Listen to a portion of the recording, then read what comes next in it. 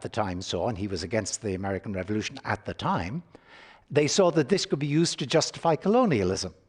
Because in colonialism, like colonial government of the American colonies, there was a law exactly like the law back at home. But if you thought that all law was coercive and freedom just meant what you enjoyed when you weren't coerced, well, people in Britain enjoyed freedom so far as the law didn't cover everything. They had a degree of uncoerced choice. And that was exactly the same for the Americans, so they had no complaint. So there was no complaint about colonialism. Whereas in the older tradition, of course, colonialism was absolutely anathema, because if you lived in a colony under a law that was made by a foreign power, then you suffered public domination.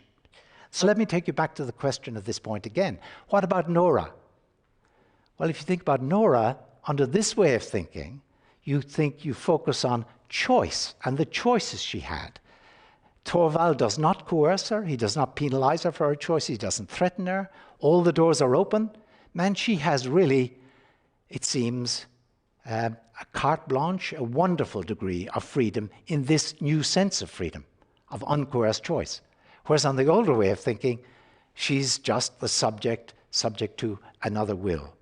So I want to use this example to emphasize how far these two ways of thinking come apart in the case of Nora. But then we come to a conclusion now by taking you back to contemporary political thinking. So the neoliberal way of thinking, which is certainly very dominant in our society here in Australia, but also worldwide, works very much with the freedom is uncoerced choice tradition.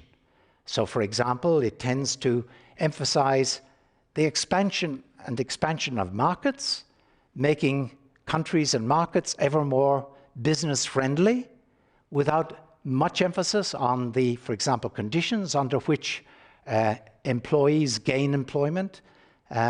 Equally, this neoliberal tradition doesn't really have a lot to say about democracy. I mean, most neoliberals will sign up to democracy, but for example, it's very striking that you don't get any neoliberal protest in America about the attempt to restrict the franchise by raising ever higher the requirements of ID at the polls, meaning that a whole sector of the population aren't able to vote. That in Republican terms, the older terms, would have been a real, devastating for freedom. But it's not really mentioned in the neoliberal canon, because in this canon of thought, as you can see, it's uncoerced choice that's important.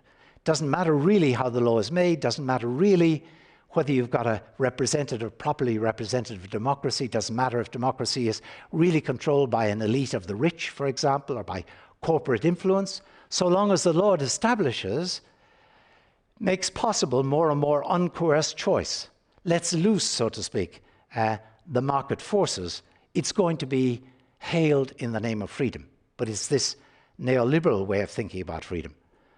Now, if you go the other way, the neo-republican way of thinking about freedom, you treat the citizenry as inclusive, you agree with the neoliberals that freedom is what government is primarily about, securing the freedom of its people, then what's going to get to be very important is establishing, by means of law, protections and resources for each citizen, the same for each, within which they can operate in making their own choices and living their own lives, the sphere of what the older Republicans called the fundamental liberties.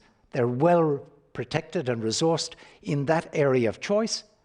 And furthermore, the law under which this area of choice is carved out for each individual is a law in the formation of which each member of society is in a position to play an equal part. That government is not enthralled to the wealthy, for example, is not in the grip of a particular ethnic group, is not under the control of a particular religious tradition, for example. It's everybody's law. Now, these views, I think, of government, they come very strongly apart.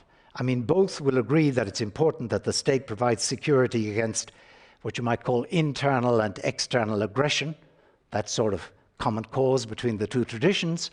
But the Republican tradition, emphasizing private non-domination, is also going to look for security of an educational, a social, a medical, a judicial sort, so that people can rely, for example, on legal assistance and be brought before the courts, legal assistance in being able to assert their own rights against others, for example, as well as medical security, social security, educational security.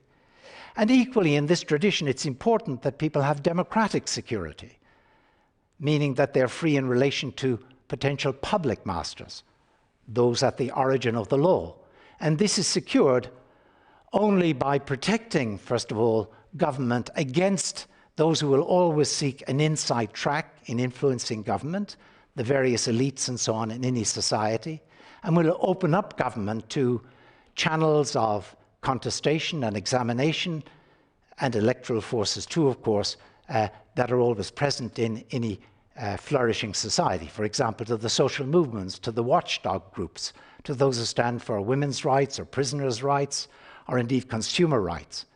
It's going to be very important in this neo-republican vision for public freedom that there's that continual check on government from the citizenry. Whereas if you go the neoliberal way, you maximize market choice, you live with the fact that it leads to great inequality, as we know now from the work of Pettit, for example. There's a general drift in that direction under the system we work with. I'm not talking about resisting it. That's capitalism. I think it works better than any other system we know. But you've got to regulate it by law. And you've got to make sure that while there is market choice, you don't get the sort of poverty that you can get under when capitalism has free reign. You've got to have checks against that. You've got to, for example, on this tradition, the neoliberal, we're always told, well, philanthropy will fill the gaps. Let private philanthropy flourish and help those who are needy. But of course, in Republican terms, that's horrible, because to depend on private philanthropy is precisely to depend on the will of another for the very exercise of your fundamental liberties. William Paley, in explaining why he goes for the new way of thinking about liberty as just uncoerced choice and not the older one, has a very interesting thing to say. He rejects the older one, he says, and I quote, because it belongs to conceptions of liberty that would inflame expectations that can never be gratified and disturb the public content with complaints which no wisdom or benevolence of government could remove. Extraordinary remark. What he's thinking of is this. Yes, the state should be about freedom. Yes, he's one of the new egalitarians.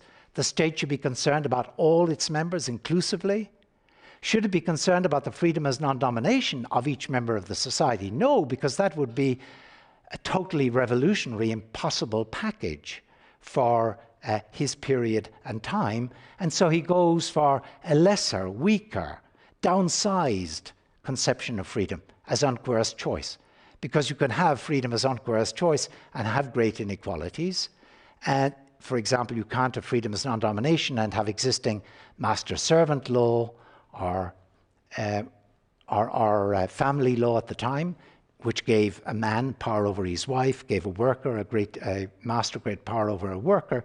You couldn't have non-domination equally shared in that society without turning it upside down. That's really why he retreats from that rich ideal of freedom to this new idea that he recognizes as new and takes from Bentham. But I suggest to you, I mean, obviously, these are two traditions.